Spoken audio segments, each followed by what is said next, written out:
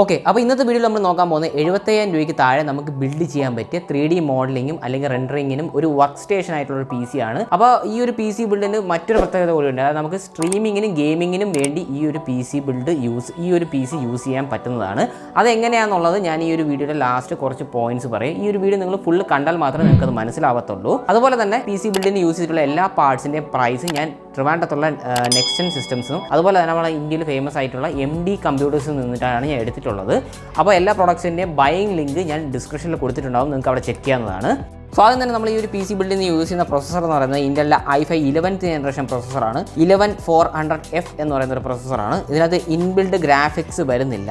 ഇതൊരു 6 core 12 thread പ്രൊസസ്സറാണ്. ഈ പ്രൊസസ്സറിൻ്റെ base clock വരുന്നത് 2.60 GHz ടെർബോ വരുന്നത് 4.40 GHz ആണ്. അത്യാവശ്യം മൾട്ടി ത്രെഡിങ് ആയിട്ടുള്ള ഒരു പ്രൊസസ്സറാണ്. അപ്പോൾ നമുക്ക് 3D റെൻഡറിങ്ങിനൊക്കെ പറ്റിയ ഒരു ബഡ്ജറ്റ് പ്രൊസസ്സറാണെന്ന് വേണമെങ്കിൽ പറയാം. ഒരു ബെസ്റ്റ് പ്രൊസസ്സർ എന്ന് പറയാൻ പറ്റില്ല, ഒരു ബഡ്ജറ്റ് കാറ്റഗറിയിൽ വരുന്ന ഒരു ഇന്റലിൻ്റെ പ്രൊസസ്സറാണെന്ന് പറയാം. സോ ഈ ഒരു പ്രൊസസ്സറിനകത്ത് നമുക്ക് ഇൻബിൽഡ് ഗ്രാഫിക്സ് വരാത്തതുകൊണ്ട് നമുക്ക് ഗ്രാഫിക്സ് കാർഡ് മസ്റ്റ് ആയ ഒരു കാര്യമാണ്. പ്രത്യേകിച്ച് നമ്മൾ 3D മോഡലിംഗ് റെൻഡറിങ് ചെയ്യുന്നുണ്ട്. അപ്പോൾ നമ്മൾ യൂസ് ചെയ്യുന്ന ഗ്രാഫിക്സ് കാർഡ് എന്ന് പറയുന്നത് NVIDIAയുടെ Quadro P1000 എന്ന് പറയുന്ന 4GB DDR6 ഗ്രാഫിക്സ് കാർഡാണ് യൂസ് ചെയ്യുന്നത്. അപ്പോൾ ഇതൊരു ഗെയിമിംഗ് ഗ്രാഫിക്സ് കാർഡല്ല, അതായത് നമുക്ക് പ്രത്യേകിച്ച് റെൻഡറിങ്ങിനും അതുപോലെ തന്നെ 3D മോഡലിങ്ങിനൊക്കെ പറ്റിയ ഒരു ഗ്രാഫിക്സ് കാർഡ് തന്നെയാണ്. നമ്മൾ CAD അങ്ങനെയുള്ള ആപ്ലിക്കേഷനൊക്കെ യൂസ് ചെയ്യാൻ അതിനുവേണ്ടി പ്രത്യേകം ഡിസൈൻ ചെയ്തൊരു ഗ്രാഫിക്സ് കാർഡാണിത്. അപ്പോൾ നമ്മൾ ഓൾമോസ്റ്റ് ഒരു RTX ലെവൽ ഓഫ് ഗ്രാഫിക്സ് കാർഡിൻ്റെ പെർഫോമൻസ് ആയിരിക്കും നമുക്ക് റെൻഡറിങ്ങിനും അതിൽ 3D മോഡലിങ്ങും അങ്ങനത്തെ വീഡിയോ എഡിറ്റിങ്ങിനൊക്കെ കിട്ടുന്നത്. ഈ ഒരു ഗ്രാഫിക്സ് കാർഡിൻ്റെ പെർഫോമൻസ് ഓൾമോസ്റ്റ് ആ ഒരു RTX ലെവൽ ഓഫ് ഗ്രാഫിക്സ് കാർഡിൻ്റെ പെർഫോമൻസ് ആയിരിക്കും നമുക്ക് കിട്ടുന്നത്. പക്ഷേ ഗെയിമിങ്ങിന് നമുക്ക് ആ ഒരു RTX കാർഡ്സിൻ്റെ അത്ര പെർഫോമൻസ് കിട്ടുന്നതായിരിക്കില്ല. പക്ഷേ എന്നാലും നമുക്ക് ഈ ഒരു ഗ്രാഫിക്സ് കാർഡിൽ അത്യാവശ്യം നമുക്ക് ഗെയിമിങ്ങും ചെയ്യാൻ സാധിക്കും എന്നുള്ളതാണ്.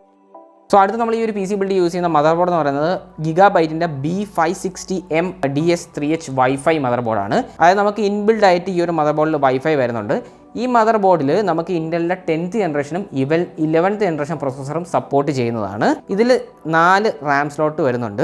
PCI Gen 4 NVMe സപ്പോർട്ടാണ് വരുന്നത്. അതായത് നെക്സ്റ്റ് ജനറേഷൻ NVMe സപ്പോർട്ടാണ് നമുക്ക് ഈ ഒരു മദർ ബോർഡിൽ കിട്ടുന്നത്. അതുകൊണ്ട് തന്നെ സ്റ്റോറേജിൻ്റെ transfer read and write speed കുറച്ചുകൂടെ ബെറ്റർ ആയിരിക്കും. അതുപോലെ തന്നെ നമുക്ക് ഈ ഒരു മദർ ബോർഡിനകത്ത് RGB ഫ്യൂഷൻ കൂടി വരുന്നുണ്ട്. LED strips, RGB fan control എല്ലാം നമുക്ക് ഈ ഒരു മദർ ബോർഡിൽ വളരെ സിങ്ക് ചെയ്ത് കൺട്രോൾ ചെയ്യാൻ പറ്റുന്നതാണ് ഗിഗാബൈറ്റിൻ്റെ RGB ഫ്യൂഷൻ എന്ന് പറയുന്ന സോഫ്റ്റ്വെയർ യൂസ് ചെയ്തുകൊണ്ട്.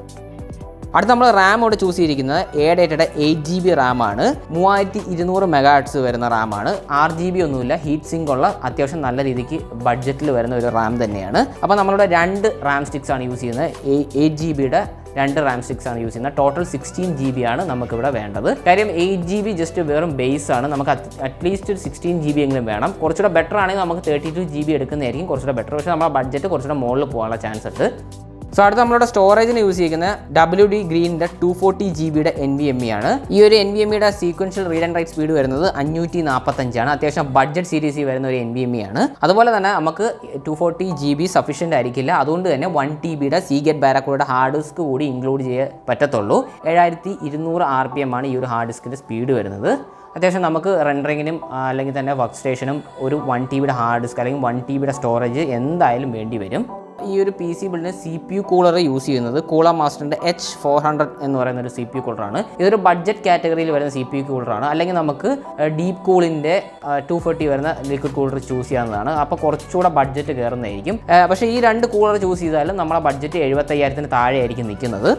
അടുത്ത നമ്മൾ ഈ ഒരു PC ബിൽഡിൽ യൂസ് ചെയ്യുന്ന പവർ സപ്ലൈ എന്ന് പറയുന്നത് ഗിഗാബൈറ്റിൻ്റെ 550 വാട്ടിൻ്റെ 80+ ബ്രോൺസ് പവർ സപ്ലൈ ആണ്. നമുക്ക് മസ്റ്റ് ആയിട്ടും 80+ ബ്രോൺസ് പവർ സപ്ലൈ ചൂസ് ചെയ്തേ പറ്റത്തുള്ളൂ. കാര്യം ഒരു സേഫ്റ്റിക്ക് വേണ്ടി നമ്മൾ പവർ സപ്ലൈ 80+ എടുക്കുന്നതിന് എന്തുകൊണ്ട് ബെറ്റർ ആയൊരു ഓപ്ഷൻ. അതുപോലെ നമുക്ക് ഗ്രാഫിക്സ് കാർഡൊക്കെ റൺ ചെയ്യാൻ 80+ ബ്രോൺസ് പവർ സപ്ലൈ ആണ് ഏറ്റവും ബെസ്റ്റ് ആയൊരു ഓപ്ഷൻ. സോ അടുത്ത നമ്മളുടെ ഈ ഒരു PC ബിൽഡ് യൂസ് ചെയ്യുന്ന ക്യാബിനറ്റ് എന്ന് പറയുന്നത് ആൻറ്റി സ്പോർട്സിൻ്റെ 280TG എന്ന് പറയുന്ന ഒരു ക്യാബിനറ്റാണ്. ഇതിൻ്റെ വൈറ്റ് ക്യാബിനറ്റും 3000 രൂപ വരുന്നുള്ളൂ. ബ്ലാക്ക് ആണെങ്കിലും കുറച്ചുകൂടെ റേറ്റ് കുറവായിരിക്കും. അപ്പോൾ അത്യാവശ്യം നമുക്ക് എയർ ഫ്ലോ ഒക്കെ ഉള്ള ഒരു 3 RGB ഫാൻസ് ഇതിനകത്ത് പ്രീ ഇൻസ്റ്റാൾ ആയിട്ട് വരുന്നുണ്ട്. അതുപോലെ തന്നെ റെയർ ഫാനും ഇതിനകത്ത് പ്രീ ഇൻസ്റ്റാൾ ആയിട്ട് വരുന്നുണ്ട്. അത്യാവശ്യം എയർ ഫ്ലോയ്ക്കൊക്കെ പറ്റിയ ഒരു ക്യാബിനറ്റ് തന്നെയാണ്.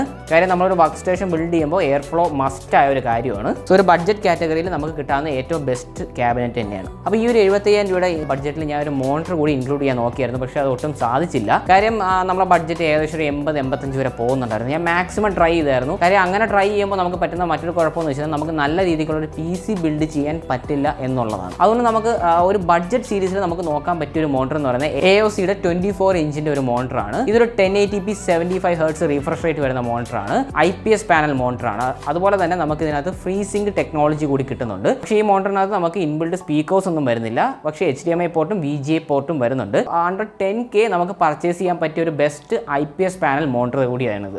അത്യാവശ്യം നമുക്ക് 75 Hz റീഫ്രഷ് റേറ്റ് വരുന്നതുകൊണ്ട് തന്നെ അത്യാവശ്യം സ്മൂത്ത് ആയിട്ട് നമുക്ക് യൂസ് ചെയ്യാനും പറ്റിയ ഒരു മോണിറ്ററാണ്. അതുപോലെ തന്നെ ഈ ഒരു മോണിറ്ററിന്റെ റെസ്പോൺസ് റേറ്റ് വരുന്നത് 8 millisecond ആണ്. സോ അടുത്ത നമുക്ക് ഈ ഒരു PC ബിൽഡിൽ മസ്റ്റ് ആയ ഒരു കാര്യമാണ് UPS കൂടി വേണമെന്നുള്ളത്. ഓക്കെ, അപ്പോൾ ഞാൻ ഈ ഒരു വീഡിയോയുടെ തുടക്കത്തിൽ പറഞ്ഞ പോലെ നമുക്ക് ഈ ഒരു PC ബിൽഡ് നമുക്ക് ഗെയിമിങ്ങിനും സ്ട്രീമിങ്ങിനും യൂസ് ചെയ്യാൻ പറ്റും എന്നുള്ളതാണ്. ഈ ഒരു PC ബിൽഡിൽ ഗ്രാഫിക്സ് കാർഡ് ചേഞ്ച് ചെയ്തുകൊണ്ട് തന്നെ നമുക്ക് ഇത് സ്ട്രീമിങ്ങിനും ഗെയിമിങ്ങിനും യൂസ് ചെയ്യാൻ പറ്റിയൊരു ബിൽഡ് തന്നെയാണ്. നമ്മളൊരു GTX 1650 അല്ലെങ്കിൽ 6060 സൂപ്പറോ അല്ലെങ്കിൽ RTX 3060 3060 Ti നമുക്ക് ഈ ഒരു PC ബിൽഡിൽ പെയർ ചെയ്യാൻ പറ്റിയ ബെറ്റർ ഓപ്ഷനാണ്. അപ്പോൾ നമുക്ക് സ്ട്രീമിങ്ങിനൊക്കെ ഒരു ബഡ്ജറ്റ് സീരീസിൽ ബിൽഡ് ചെയ്യാൻ പറ്റിയ ഒരു ബെസ്റ്റ് PC തന്നെയാണിത്. അപ്പോൾ ഈ ഒരു വീഡിയോ നിങ്ങൾക്ക് ഉപകാരപ്പെട്ടെന്ന് തോന്നുകയാണെങ്കിൽ നിങ്ങൾ തീർച്ചയായിട്ടും ലൈക്ക് അടിക്കുക. അതുപോലെ തന്നെ ചാനൽ സബ്സ്ക്രൈബ് ചെയ്യാത്തവരുണ്ടെങ്കിൽ തീർച്ചയായിട്ടും ചാനൽ സബ്സ്ക്രൈബ് ചെയ്യുക. അപ്പോൾ നിങ്ങൾക്ക് എന്തെങ്കിലും റെക്കമെൻഡേഷൻസ് ഉണ്ടെങ്കിൽ PC ബിൽഡ് റെക്കമെൻഡേഷൻ ഉണ്ടെങ്കിൽ നിങ്ങൾ തീർച്ചയായിട്ടും താഴെ കമൻറ്റ് ബോക്സിൽ കമൻറ്റ് ചെയ്യുക. തീർച്ചയായിട്ടും വീഡിയോ ചെയ്യുന്നതായിരിക്കും. അപ്പോൾ നമുക്ക് അടുത്തൊരു വീഡിയോ കാണുന്നതായിരിക്കും. ബൈ.